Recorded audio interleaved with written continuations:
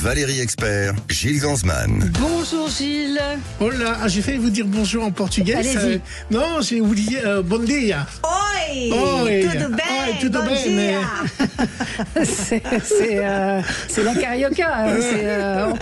Christina Cordula est notre invitée aujourd'hui. Bonjour Christina, on est ravis de vous recevoir. Un rayon de soleil dans le studio. On va vous retrouver sur votre chaîne YouTube. C'est ce que j'annonçais tout à l'heure. Vous avez décidé de lancer votre propre chaîne. Ce sera à partir de janvier, retour sur RMC Live pour Cousu Humain. Dans les premiers trimestres, on va dire. Bon, vous allez tout nous raconter, mais vous avez de l'actualité. Puis il y a une tournée Masked Singer que vous allez présenter.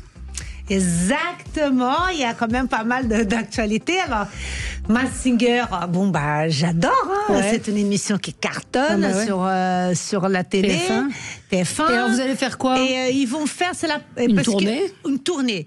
Alors, c'est la première fois en France, ça cartonne. Ailleurs, dans aux les États-Unis, autres pays. en Angleterre. Ouais. Aux États-Unis, c'est un vrai carton. Ils font des zéniths. Et en fait, ils emmènent les costumes. Les gens vont pouvoir voir les costumes en vrai. Et il y aura des démasquages. Vous assisterez à l'émission. Peut-être vous serez derrière un des costumes. Qui sait. Peut-être. Oui, non, mais en fait, c'est en live. C'est là où on regarde à la télé, mais là, les publics, ils vont participer en live. Et il y aura toujours 2 célébrités démasquées qu'ils ont vues déjà dans les émissions et des nouvelles. Et des vrais costumes, les costumes vraiment préférés du public. Donc, ça va être génial. Il y a beaucoup d'interactions. Il va y avoir beaucoup d'enfants, bien sûr. Et moi, je vais animer. Je vais être la maîtresse de cérémonie. C'est votre première tournée. Oui, alors c'est un nouveau exercice, ça me plaît beaucoup, ça va être très amusant, quoi. Donc vous n'avez plus de lien du tout avec M6 ? Non, ça fait déjà longtemps, ça fait déjà 1 an et demi, je crois. Ouais. Donc ça me donne de la liberté pour faire beaucoup d'autres choses que je ne pouvais pas. Voilà. Dans ma chaîne YouTube. Dans votre chaîne YouTube. Et pourquoi TF1 après Danse avec les stars ou Masked Singer ne vous a pas proposé des choses? Parce que souvent après Danse avec les stars, ils proposent des choses. Écoute, alors là, je sais pas. On leur demandera. Je peux pas savoir, mais bon, en tout cas, TF1, je suis très à l'aise dans la maison. C'est des gens vraiment que j'aime beaucoup, que j'ai une très bonne relation jusqu'aujourd'hui avec les producteurs, avec tout le monde. Et peut-être un jour, pourquoi pas, on verra. Bon, on va reparler de tout ça et de cette chaîne YouTube où il y a plein de choses. Il y a un tribunal de la mode impitoyable. Il y a beaucoup de. C'est une vraie chaîne avec plein de petites émissions. Oui. C'est super. C'est très très drôle et puis on apprend plein de choses. On va passer au zapping tout de suite. Sud Radio Média, l'instant zapping. Il y a par-ci, il y a par-là, l'intelligence artificielle envahit notre sphère privée et professionnelle. Alors va-t-elle remplacer l'homme? C'est déjà le cas avec Amazon. Je ne sais pas si vous en avez parlé avec vos débatteurs, mais Amazon a donc annoncé un nombre impressionnant 14 000. de licenciements pour simplement les remplacer par l'intelligence artificielle. L'information fait la une de toutes les télévisions américaines. Suppression de postes massifs chez Amazon. Le géant Amazon lance l'un des plus grands plans de licenciement de son histoire. Il coupe 14 000 postes pour investir sur l'intelligence artificielle. Nous avons réussi à joindre l'un de ses salariés, remercié du jour au lendemain. J'ai vérifié mes emails professionnels ce matin et j'ai vu l'annonce. J'ai appris que mon poste était éliminé à cause des changements d'organisation au sein d'Amazon. Comprenez, un virage vers l'intelligence artificielle et les nouvelles technologies. Amazon assume dans un communiqué envoyé à tous les employés. Nous devons adapter notre organisation. On doit se rappeler que le monde change rapidement. Cette génération d'intelligence artificielle est la technologie la plus transformatrice depuis Internet. C'est avec des robots, des robots. On a vu des images hier où tout va être effectivement numérisé. Exactement. Je fais un pas de côté. Qu'est-ce que vous pensez de la fast fashion? De la fast fashion, je pensais que vous allez me dire qu'est-ce que je pense de l'intelligence artificielle. Écoute, je trouve que la fast fashion, c'est compliqué. Vous voyez, je vais dire, c'est compliqué. Il y a certaines marques qui sont fast fashion un peu plus haut des gammes, que je peux dire, qui commencent à avoir depuis un bout de temps une vraie conscience écologique et beaucoup de choses dans ce sens-là. Mais alors, Chine, par exemple, ils n'ont pas du tout cette conscience. Et c'est un fléau, quoi. C'est un fléau, les gens ne se rendent pas compte, parce que acheter des choses qui coûtent 5 €, des t-shirts qui vont coûter 3 €, on se demande dans quelles conditions ça a été fait. Sans compter la pollution, sans compter des conditions humaines pas possibles. Donc ça, pour moi, c'est pas possible, quoi. Ouais. Fashion faux pas. Un gros fashion faux pas. Honneur, malheur, horreur, malheur, c'est le retour de Belzébuth, des citrouilles. Orange is a new color, et le business va bon train. Alors, je sais pas, j'ai pas été dans toutes les villes de province de France, mais en tout cas à Paris, tout est devenu Halloween. Dans les supermarchés, c'est Halloween. Ça existe au Brésil, alors, Halloween? C'est Halloween, j'ai pas trop vu. Ce que je vois, tu sais qu'est-ce que je vois? Je vois déjà de préparatifs pour la déco de Noël. Oui, bien sûr, bien sûr. Ah oui. Oui. J'ai une syncope, je suis sûr. Ouais. Nous sommes mi-octobre. J'ai vu ça la semaine dernière. Là, ils sont en train d'installer dans les rues les illuminations et tout. Donc, alors, j'ai pas vu beaucoup de Halloween. Ah bon?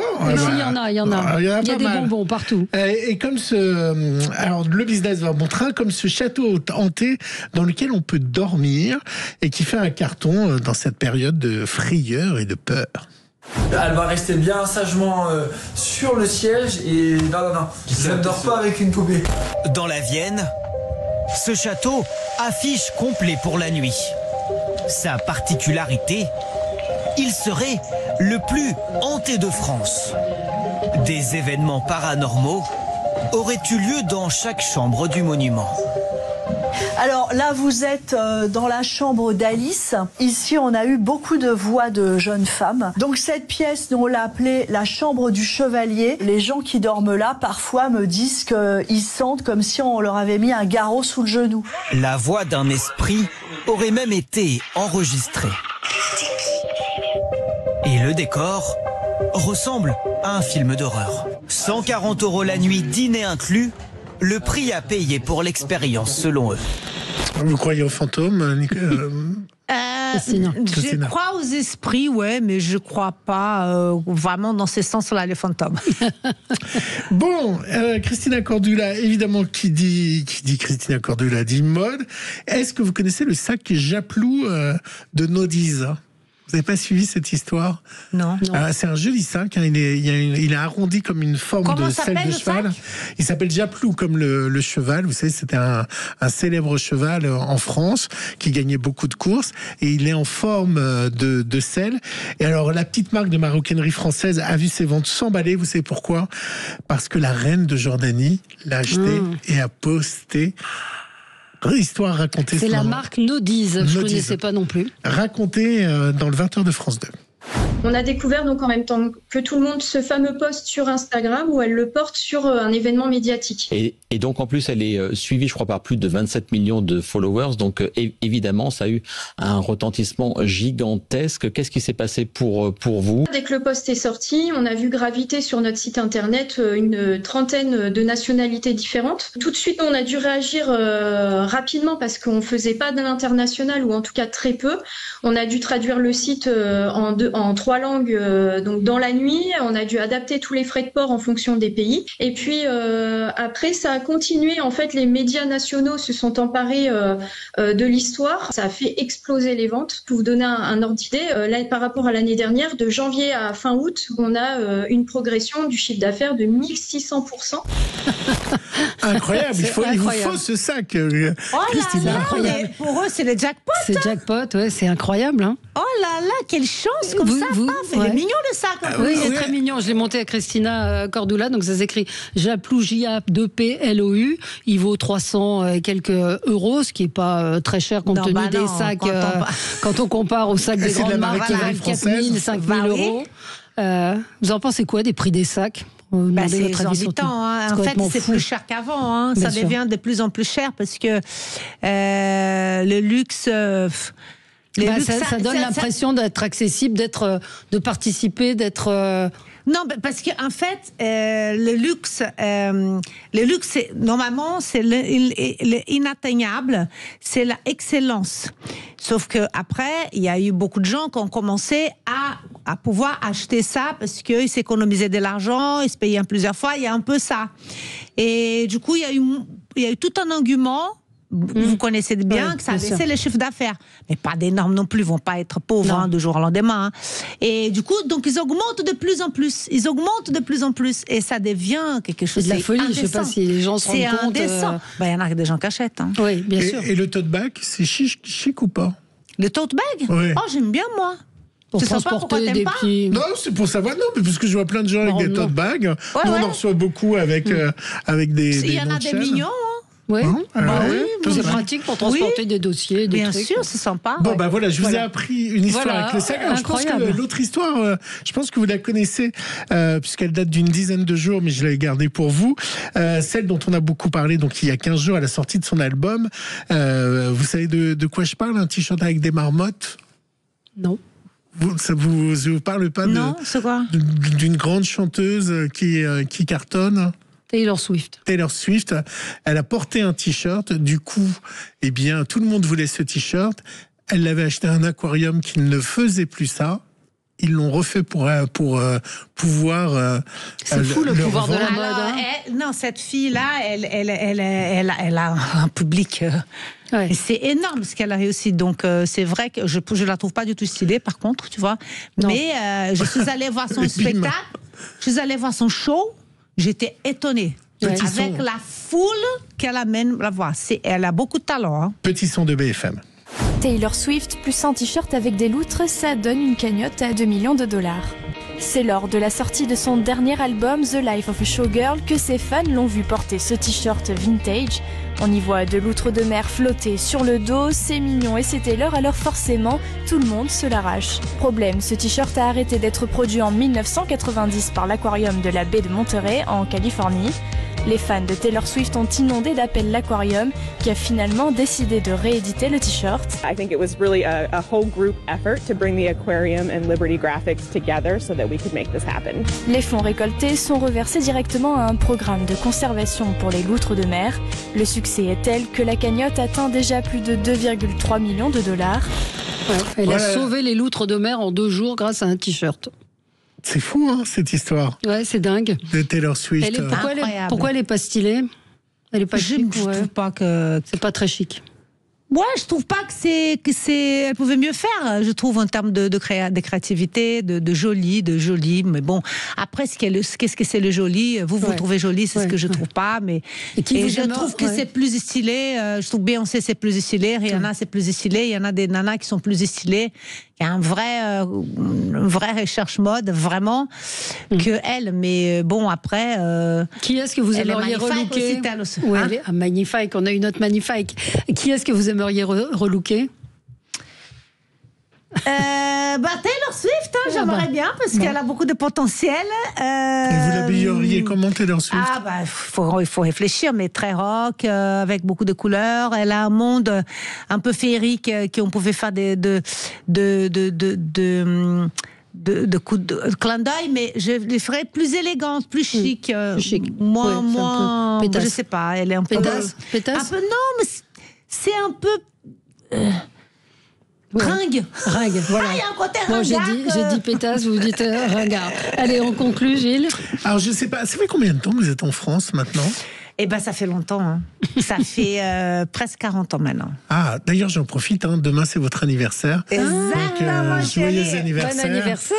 Merci beaucoup. Ça passe vite, hein, le temps. Ah là là. Non, mais honnêtement, hein, déjà, mon anniversaire. Je me souviens de mon celui de l'année anniversaire hier. Ouais.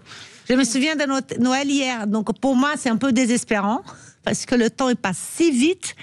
Et ça me désespère, mais en même temps, je suis heureuse parce que c'est encore une année de plus de vie et de santé, de tout ça. Et vous êtes magnifique. Eh ben, merci. Est-ce que vous connaissez les Charlots, alors? Les Charlots. Ah oui, ça fait partie de... Non, les Charlots, c'est un groupe qui fait partie de l'histoire de France. C'est pour ça que je vous ai demandé depuis combien de temps vous étiez là. Bon, c'était un groupe de chansons parodiques qui ont fait des films, qui ont eu leur succès dans les années 70, 75. Ah, mais j'étais pas là à cette époque. Oui. Et un des Charlots, qui s'appelle Richard Bonneau, qui a surtout remplacé Gérard Rinaldi à sa mort, vient de disparaître. Et donc, c'était l'occasion de réécouter Gérard Rinaldi et les Charlots. On va parler un peu espagnol, mais façon Charlot. Adiós, defendu-moi péniblas. Nous allons claquer nos pesetas avec les jolies señoritas au pays de Toto, au pays de Roro, de todo. Olé! Espagne! Ça, vous aimez bien, ça vous fait plaisir. Mais j'aimais bien les Charlots. Allez, on se retrouve dans un instant avec Cristina Cordula pour parler de sa chaîne YouTube, toute nouvelle chaîne YouTube. À tout de suite.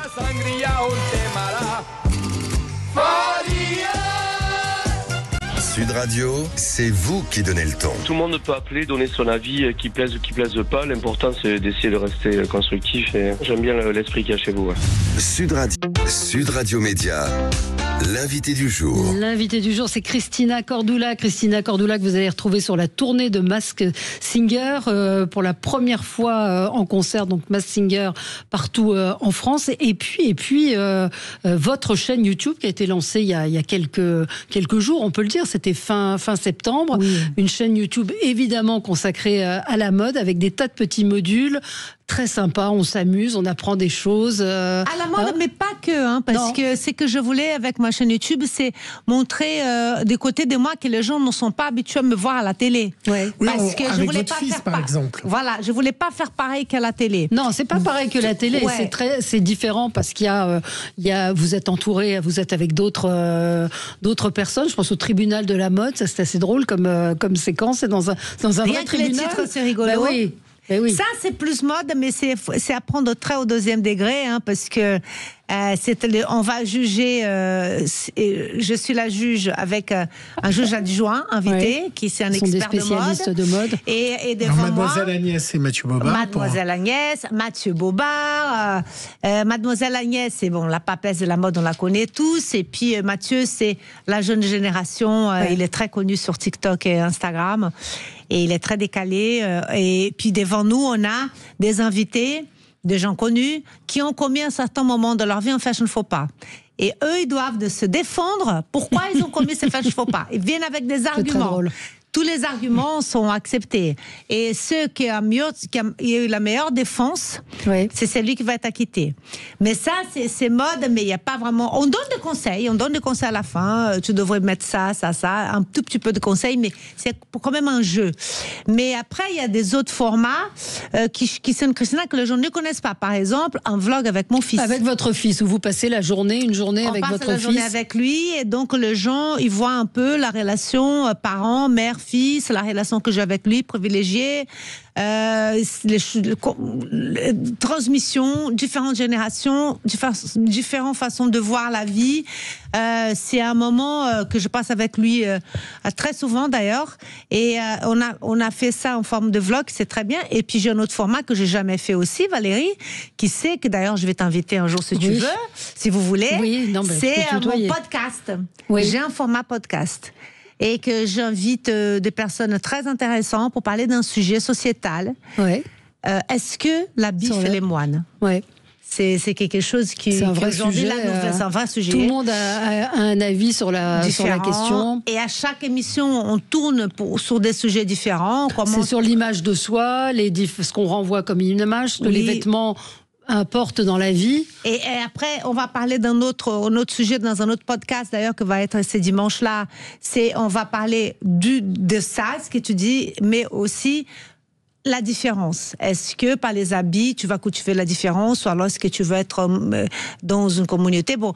Et chaque fois, il va voir, donc on va bifurquer pour des sujets différents. Puis il y a dans le dressing aussi, vous allez dans le dressing d'une personnalité. Alors ça, c'est vraiment mode, mais mode, pas de jugement, pas de... C'est connaître comprendre. l'univers mode de chacun. Pourquoi il choisit ça, pourquoi il...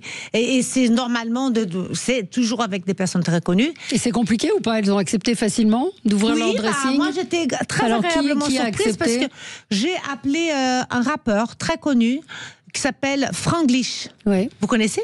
Non, mais je connais pas très bien le rap. Ouais. Moi aussi, il je a une connaissais collection pas. de casquettes pour Non, ceux mais qui auraient lui, c'est le roi de la lui, casquette. Hein. Et il a rempli déjà 3 Bercy en moins d'un an.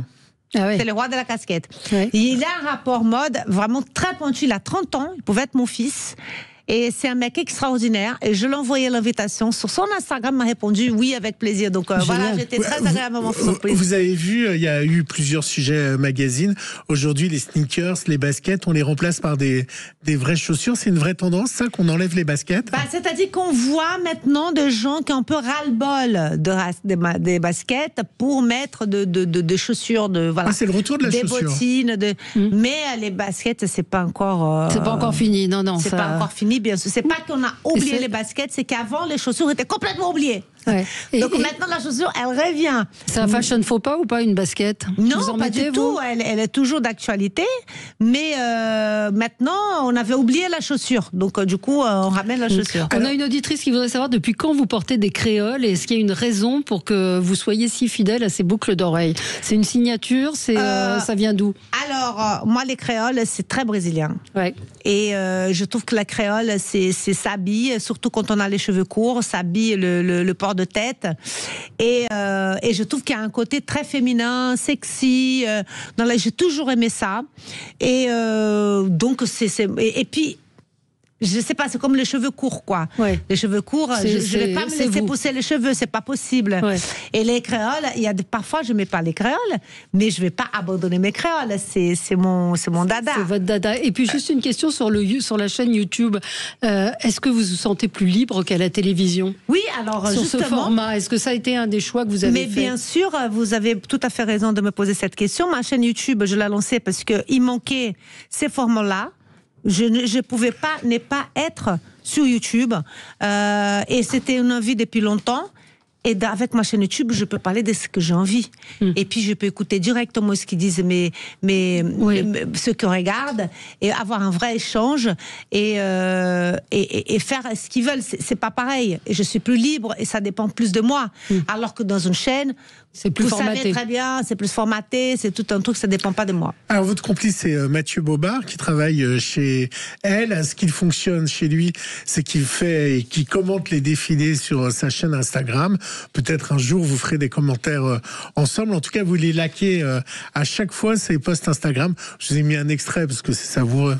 Oh, j'ai eu très peur. Mais Balenciaga, c'était parfait. Je vous explique un peu dans quel état j'étais. Les premières silhouettes que j'ai vues, je me suis dit, soit on est dans quelque chose de très chiant, soit on est dans du copier-coller un peu mal fait de Demna. J'adore Pierpaolo Piccioli, évidemment. Mais aujourd'hui, on parle plus directement de la mode. Moi, je me rappelle des sujets qu'il y avait dans les 20 heures ou d'Antenne 2 à l'époque ou de TF1 où c'était très convenu les commentaires des défilés. C'était une jolie robe en mousseline vient d'apparaître.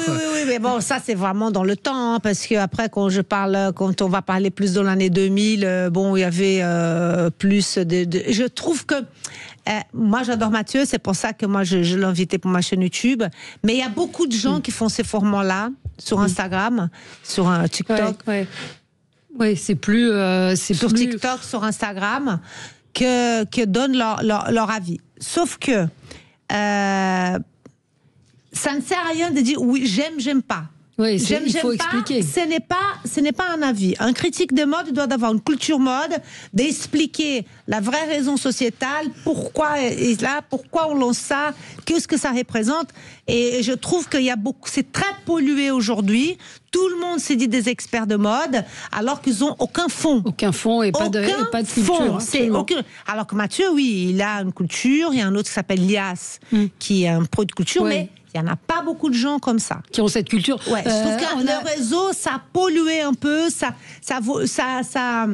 ça a enlevé la valeur de choses, quoi, parce que tout le monde pense qu'ils peuvent tout faire et non. Question d'une auditrice, est-ce que vous avez une astuce l'hiver, mes jupes collent quand je porte des collants? Pardon? Elle ses collants, quand elle met des collants et une jupe l'hiver, ça colle.